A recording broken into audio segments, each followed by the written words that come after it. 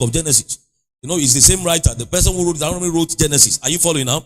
So when you see similar words like that, the way you understand the meaning is to read the books together.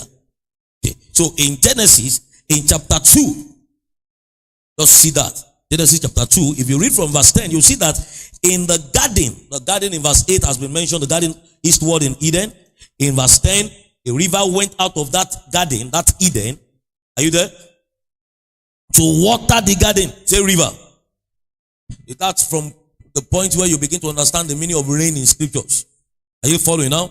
All right. When you say rain, you have to first remember river from the garden of God.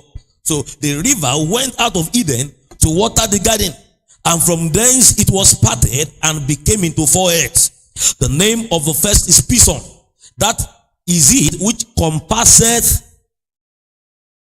the whole land of Avila. You see, in verse 11 and in verse 13, the one passage. In verse 13, the name is Gion. The same is that the whole land of Ethiopia. The word compass, the same word for lead, Sabab in Hebrew. Are you seeing that now? Are you seeing that now? Compasseth. Compasseth. That's the same word used in Deuteronomy 32 in verse 10. God will lead. You direct man by wind. Are you following? Direct man by his river. His water, his wind. His water, his wind. These two are descriptions you will see in Jesus' engagement with Nicodemus in John 3. Are you listening now? In John chapter 3, a man was called Nicodemus meet us. John 3, he came at night. But the teacher come from that way except God be with him. Because except a man, he cannot see God. That's the kingdom of God. Are you listening now? He cannot see. The word see in John 3, please follow John 3 verse. That's not our sight. To see there would imply particle, because that's a function of God's light. Are you seeing that? In Genesis, God said light be. You see the light is a function of light. No man sees outside light.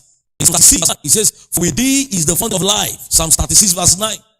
And in thy light we see light. In Psalms 27 verse 1, the Lord is my light and salvation.